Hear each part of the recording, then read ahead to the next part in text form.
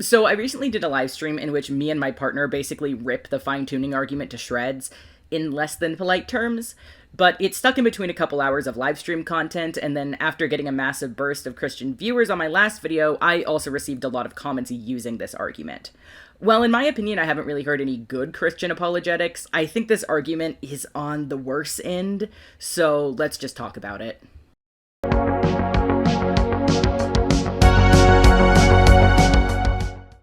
So, okay, before I start going into the problems, I should probably define what the fine-tuning argument is.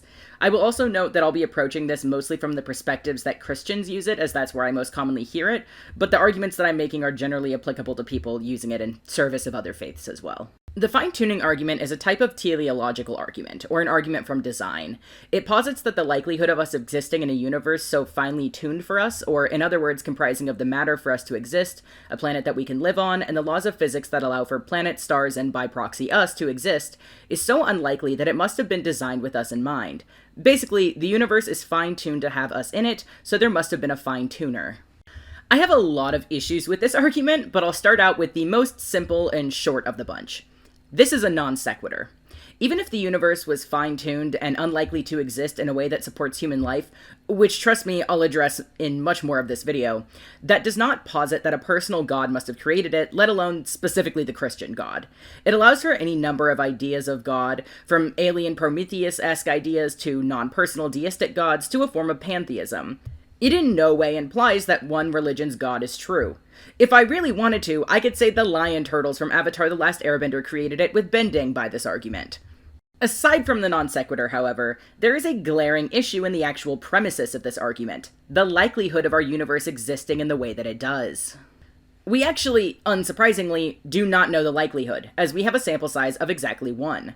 Not only does this actually make the statistical probability of us existing 100%, as our only sample is this universe in which we do exist, but research is not done on one person, one instance, or one anything, because it is unreliable and useless in determining any information. Whether you look towards clinical trials, the discovery of a new element, cosmology, or the like, we never make assertions about anything being true or false on the basis of one sample. We don't know if it's possible for a universe to exist with different laws of physics. It could be very possible that the Big Bang never happens, and as such no universe exists under different conditions. Or that said universe would collapse before things like star formation, and as a result fusion to create heavier elements such as carbon.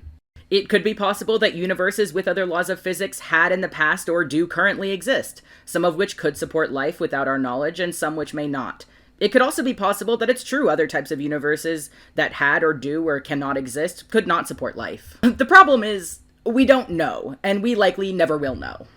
To speculate on it can be fun to think about and has been explored through theoretical mathematics, but at the end of the day, we don't know. To claim that the universe is unlikely to exist in its current form is an argument made out of ignorance of statistics, physics, and cosmology. This argument also neglects to notice that the universe, or even just our own planet, is actually quite not hospitable to human life. If the universe was guided by a god in its creation with humans specifically in mind, why is 71% of our planet water? Why are there places on our own planet that we cannot reach without massive advances in technology that are only accessible to both those doing research and willing to take the life-threatening risks of deep-sea travel, and only within around the last 60 years or so? And aside from just our own planet, space itself is obviously inhospitable to life. Our blood would freeze and contract in our veins without a spacesuit, and even with our advancements in technology, the lack of gravity causes astronauts to lose bone and muscle mass after stays on the ISS or otherwise space travel. Space travel that has only ever extended to our own moon with live passengers. And mind you, our solar system is only one out of 32,000 other star systems we've currently discovered in the Milky Way, with our galaxy being one of between 2 billion and 2 trillion other galaxies, many of which the laws of physics prevent us from ever reaching, as we'd have to travel faster than light to leave our galaxy cluster, because the universe is expanding faster than gravity can hold these clusters together, meaning if we ever tried to leave our cluster, the local group, we would be eternally stranded in empty space as we have no gravitational tie to anything else in the universe. The planet itself is not fine-tuned to us, let alone the universe, considering we can never access most of it.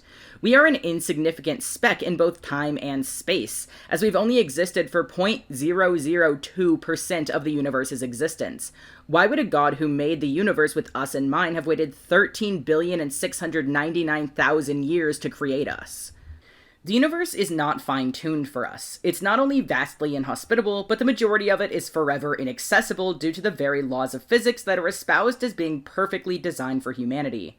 While this still leaves room for the idea of a deistic, non-personal god, who did not have us in mind, but simply guided the universe's creation and essentially fucked off afterwards, this still brings us back to the problem with the main argument's premises, the statistical likelihood, which is unknown.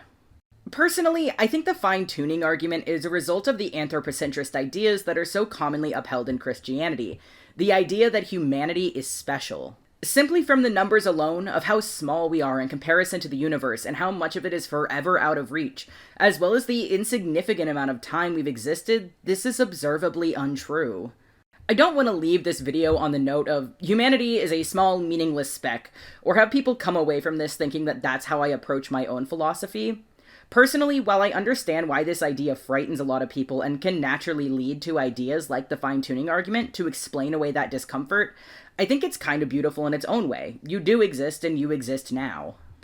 I think it's incredible that people can find their own meaning in the face of meaninglessness, and see it as worthwhile to make their short lifespan in the greater scale of the universe mean something. I personally find my meaning in this channel, in my art, in my partner and pets. I take the time to practice activism and donate what money I can spare at times to people who need it more than I do. And I make these videos to play a part in challenging ideas and social expectations that I find to be hurting people, even if their time in the universe is small. To look at it that way can be hard, even for a lot of atheists, but I think finding that meaning through your own actions and work is much more valuable and impactful than allowing that meaning to be ascribed to you, instead of taking some time to grapple with the discomfort and come to terms with it. With that in mind, please take some time to check out the resources in the description to help the people of Palestine. While we may all be here for a short time, everyone deserves to make that time last and have the safety and opportunity to make that meaning. Thank you all for watching, and I'll see you in the next one. Hadeh. I stare at the populace in prayer.